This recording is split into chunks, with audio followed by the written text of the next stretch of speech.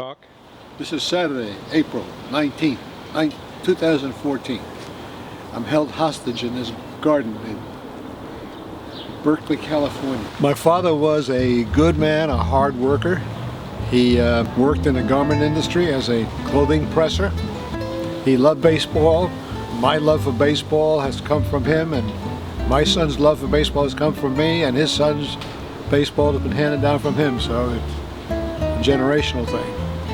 My mother was a kind and gentle woman who raised 3 children. She embroidered the epaulets and the military caps. She did the American flags and the eagles that would be on the flags, and then she passed away when she was 96. Marilyn was a very, very attractive gal. She dressed well. She carried herself well. She gave me a kiss on the dance floor. And I was just, it was love at first sight. I knew that that's the girl that God wanted me to have. No, we've had a good marriage. We agreed on everything. Always made the major decisions together. Same way with raising our children. Here we are in April of 2014, and we're approaching our 55th year. God has looked upon us and sustained our marriage, and we're going strong. Some enchanted evening, you may see a stranger across the crowded room. Then fly to her side and make her your own. For all through your life you may be all alone. Once you have found her, never let her go. Once you have found her, never let her go. And that was for your grandma, Marilyn. I was trained to be a individual who would find a career in the garment industry. I was not enthralled by what it was all about. I was a bank teller. I was a computer operator. I was able to get into the computer industry as a young man and was considered as one of the pioneers who helped with the building blocks of where the industry is today. I love to eat, that's for sure. I love donuts, especially with my grandkids. I love sports. In particular, I love the New York Yankees. My favorite players were Joe DiMaggio, Phil Rizzuto, Yogi Berra, Mickey Mantle, Bobby Richardson, Derek Jeter. I love biscottis. I love an unscripted life. Did you have a temper? Yes, all Italians have tempers. Did I have a temper? Yes, all Italians, I believe, have a temper. Otherwise, they're not really Italian. I'm proudest of that in nearly 80 years, I can look back and say that there's nothing that anyone can look at and accuse me of, blame me of. I've led an honest life, God-fearing life.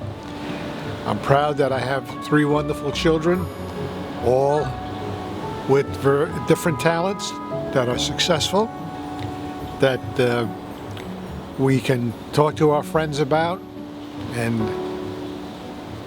still busting with pride after all these years. I look at Karen, and she is very detail-oriented. She has a good business mind. My son has my sense of humor. He has his mother's artistic abilities. And I think Susan got a good head on her shoulders. She's wise in her thought process. 2 or 3 of my kids love baseball. Susan, she loves to get dressed up and look beautiful. Don't go it alone. And here comes the testimony. Trust in the Lord. Don't do it by yourself. And all I can tell you is my experience. Back in 1956, as I laid one night in my bed, life didn't have much meaning, and I said, if there's a God, if you'll send me the girl of my dreams, I'll live a life that's pleasing to you. And shortly thereafter, I met Marilyn, and for 55 years almost, it's been a wonderful life, and I attribute that all to God.